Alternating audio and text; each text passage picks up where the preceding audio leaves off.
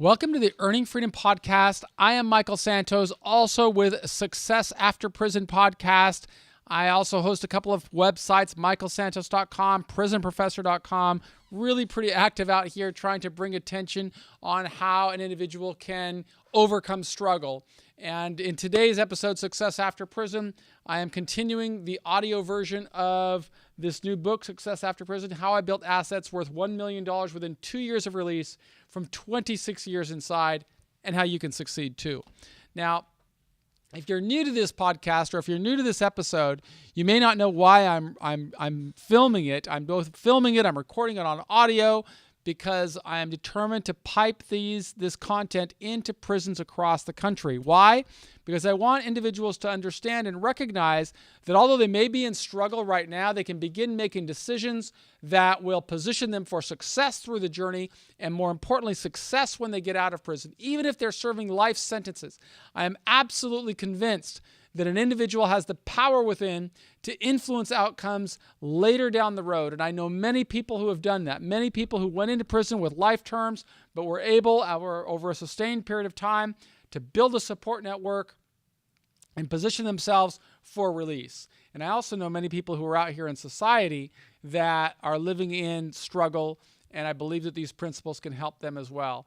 These are the principles that guided me through 26 years of my own imprisonment, and they're the principles that have allowed me to build a measure of success since I have returned to society. And I am determined to share these messages with listeners of this program, with people who are watching us on YouTube, with individuals who are in custody or in schools and going through the Earning Freedom Mastermind course. If you don't know the backstory, you can tune into whatever network you're listening to right now and listen into earlier episodes, or you can visit my website at michaelsantos.com, enter your email in the pop-up there, and one of these digital books will be sent out to you automatically today, and you can just read through the book yourself. If you want to order it, you can, of course, order the book from Amazon or my website, along with coursework that goes along with it, or any of my other products. I am producing a ton of content. So I give away more than I sell because I am just absolutely committed to helping more people understand what steps they can take to break through struggle and emerge successfully. Now, in the previous episode, number 14, I was talking about the importance of building strong personal networks. And I'm going to have to continue with that here because it's really, I think, important for us to, in order to grow through struggle, is we've got to connect ourselves to more people. We've got to connect ourselves to individuals who can open opportunities for us. We can't, live on an island, as they say. We need to expand and reach out and connect with people from every sector in society, and because there's always value. There's always value that comes through those relationships. In the previous episode, I spoke about my friend and partner, Justin Paperny, introduced me to Scott Budnick, the famous Hollywood producer. And that relationship began as a consequence of the work we're doing with the nonprofit to help improve outcomes of our nation's criminal justice system. As a consequence of Justin leading that organization, he met Scott Budnick, who runs the Anti-Recidivism Coalition. And Justin introduced Scott to me. Then Scott introduced me to his a colleague and friend of his, Chris Redlitz, who is an influential venture capitalist in San Francisco, and also leader of The Last Mile, the influential prison education. I don't know what we'd call it. There's just an activist organization to help people who are in prison develop skills and networks so they can come back to society and lead functioning lives.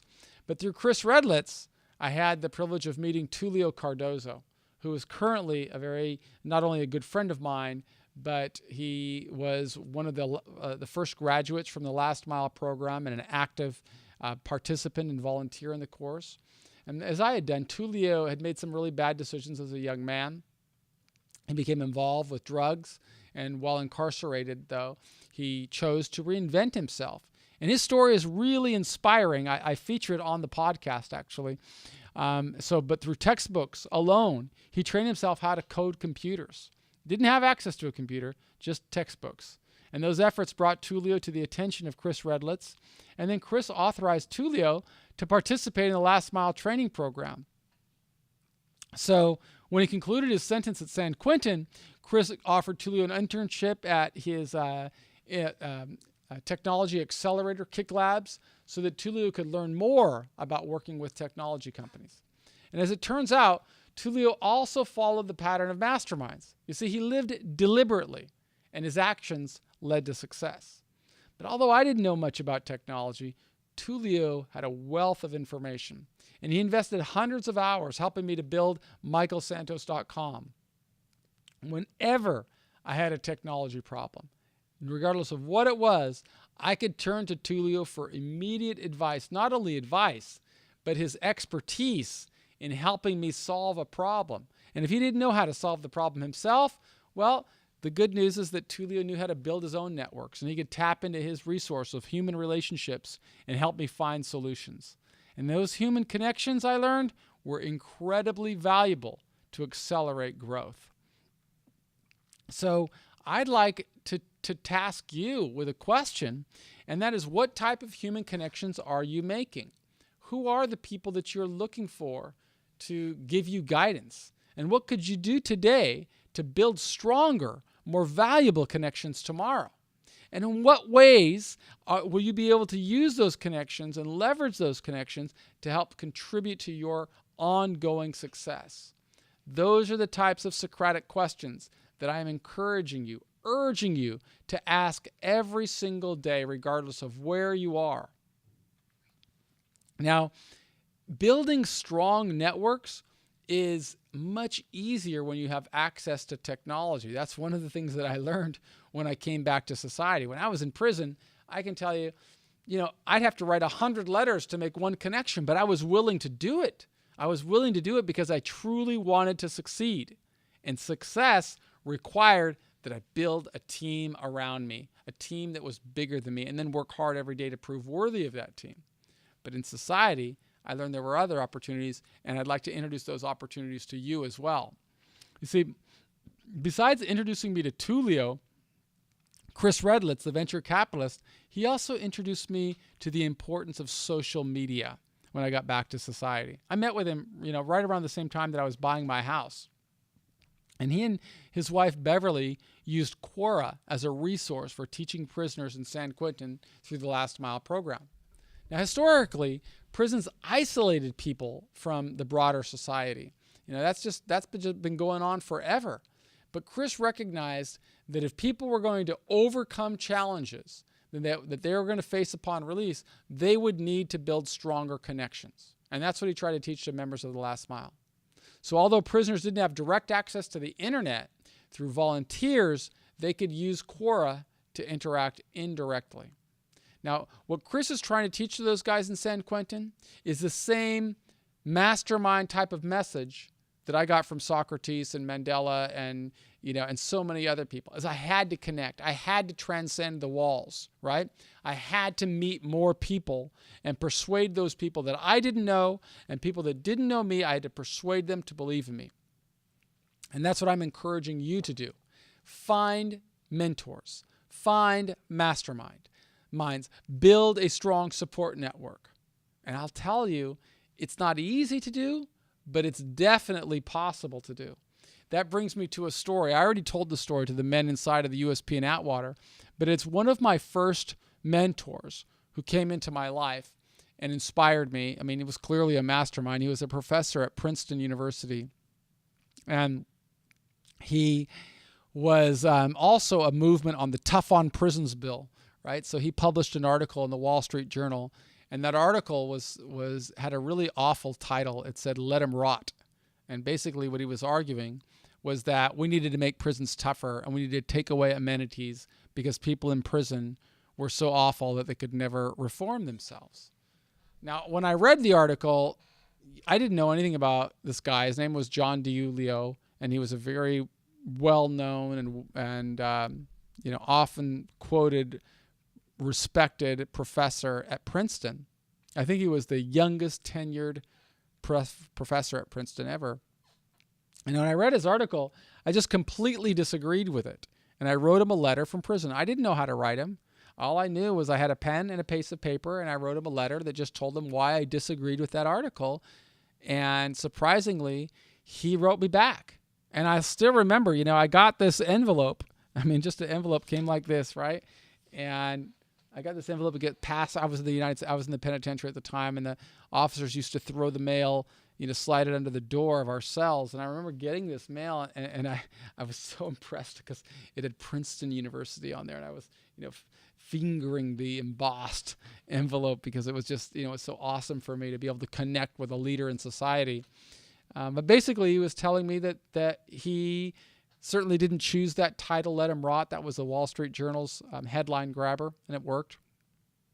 But he said that he'd written a lot about prisons, and he offered to correspond with me, and he sent me several books, and that led to a relationship. And eventually, it led to him bringing one of his classes from Princeton up to visit me on a field trip when I was confined later at a medium security prison in McKean, Pennsylvania.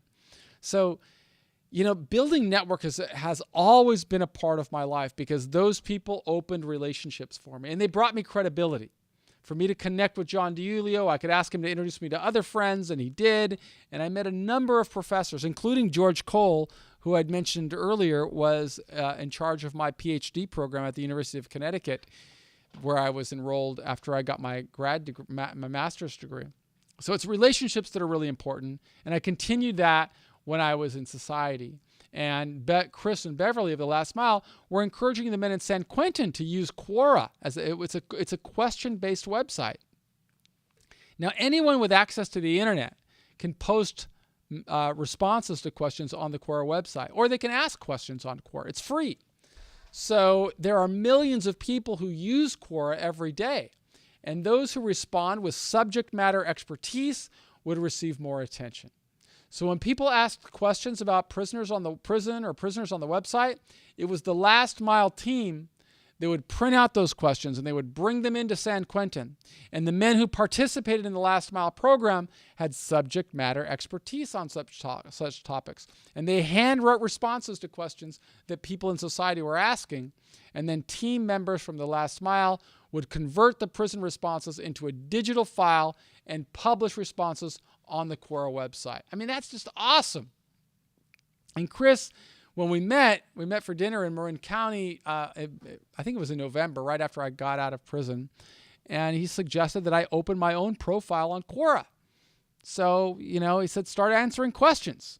And when somebody that's a mastermind, a guy who business leaders turn to and launches programs to help prisoners, gives advice, I'm the kind of guy that wants to take that advice.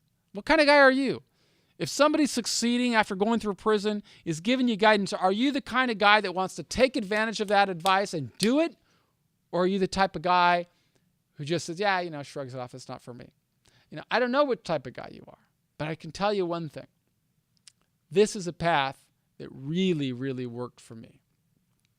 And when I say it worked for me, I mean, it led to the type of outcome that I wanted to have. But I don't want to underestimate the verb work. You see, it is a lot of work. But just like every individual who is successful has done a lot of work. And I'm encouraging you to do a lot of work.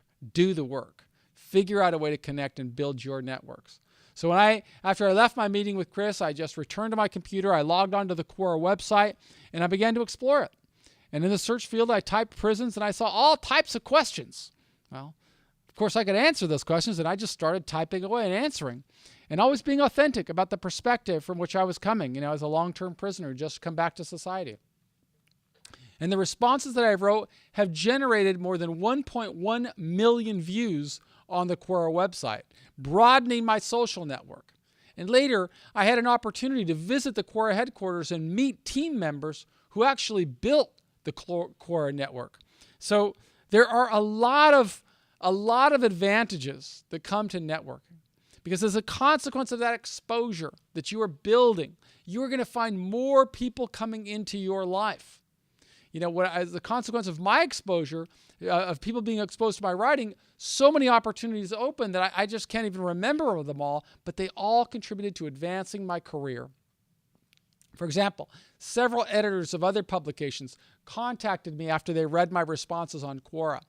And those relationships opened opportunities for me to publish articles on Gizmodo, a popular technology website that published one of my articles, generating tens of thousands of new connections. An editor from the Daily Dot, which is another online news services, reached out and invited me to contribute articles. And I contributed some, and again, tens of thousands of articles. They got picked up by other magazines, like I think it was, some very popular website magazines, online magazines.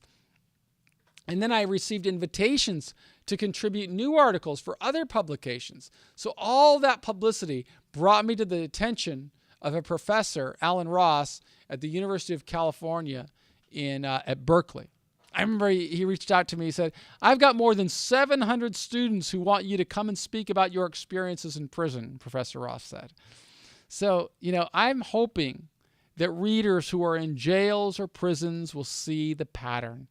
Many opportunities opened for me when I transitioned from the prison in Atwater to the halfway house in San Francisco. But had I not prepared myself during the decades that I served as a prisoner, none of those opportunities would have opened. Not one. When I went to prison, I didn't have any academic credentials, and I didn't know how to write a coherent sentence. I certainly couldn't stand in front of large audiences and give lectures that could last for an hour or 2 hours or 3 hours or write for publication. But as a consequence of my exposure to Socrates, I learned about Socratic questioning. And instead of focusing on my own struggles, I focused on what my avatars would expect from me. By anticipating their expectations, I had reason to avoid the negativity of criminal influences. Instead, I focused on educating myself. I focused on contributing to society, and I focused on building strong support networks. That's not just happy talk for me. That's real talk. That's 100% authenticity. And you were going to see how that decision contributed to success for me when I came home. Those decisions led to new relationships and new opportunities. And they empowered me through the time that I served in prison, and they eased my adjustment into society. And if you're in a challenging situation right now, just look around. Determine whether it makes sense to network with the people around you, or whether you should work to connect with people you want to meet in your future. You've got to make that decision, and then you've got to execute a plan. I can tell you that as a consequence of my experience with Quora, my social media profile grew. By posting regularly on my Facebook page, a public page that anybody can visit, thousands of people liked it. And on Twitter, my followers grew into the thousands. On LinkedIn, I could build an online resume where anyone could read about my passion for improving outcomes of the nation's prison system, and more than 1,000 people follow my progress on LinkedIn. So by building these larger social networks, I could claim more authenticity. Instead of hiding from my past criminal background, I could live transparently. And every step I took had a direct relationship to the successful life that I was determined to build. And since I anticipated that others would always judge me for bad decisions I made when I was 20 or the decades I served in prison, I went overboard to provide them with more information that would help influence their judgment in a positive way. By populating the record with my writing, with my speeches, with my internet publications, with my podcasts, I could influence them. And by influencing them, I could open more opportunities. So some of those opportunities brought financial resources, many more didn't, but they're still sowing seeds. Either way, every investment of time that I made to spread awareness about the criminal justice system paid enormous dividends. They brought experience that I needed. They brought new relationships. They brought new opportunities for me to persuade other people that I was worthy of their time.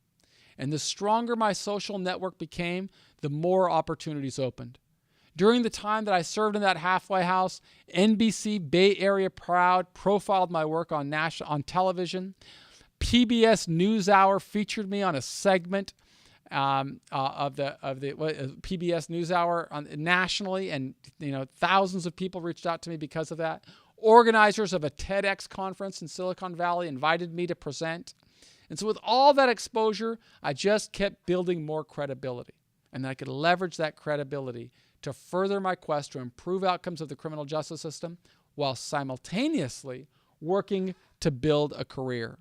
All of it is connected, my friends.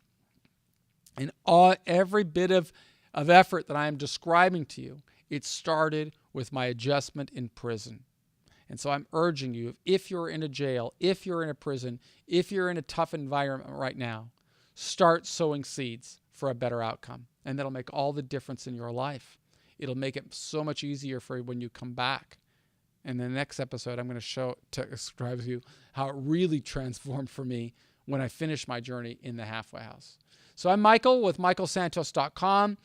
You can actually get a free copy of this digital book just by going to michaelsantos.com and entering your email, as I've said before. I do hope that if you're watching this on YouTube or listening on iTunes, that you will subscribe, that you will rate and review the show so I can get more distribution through iTunes, because I really do want to reach more people in prison and family members of people in prison and help those people understand that although you're in a tough environment right now, there's a way through. I know that way through. I know how to prepare you before you go in. I know how to prepare you if you're inside. And if you come out, I'm going to work to prepare you to transition into the labor market.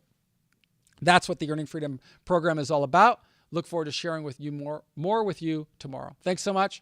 I am Michael with michaelsantos.com, Earning Freedom podcast, Success After Prison podcast, just so many other ways. I'm just trying to connect and make more people aware of why a commitment to mass incarceration is a great social injustice and why we need to work together to improve the outcomes. Thanks so much. Bye-bye.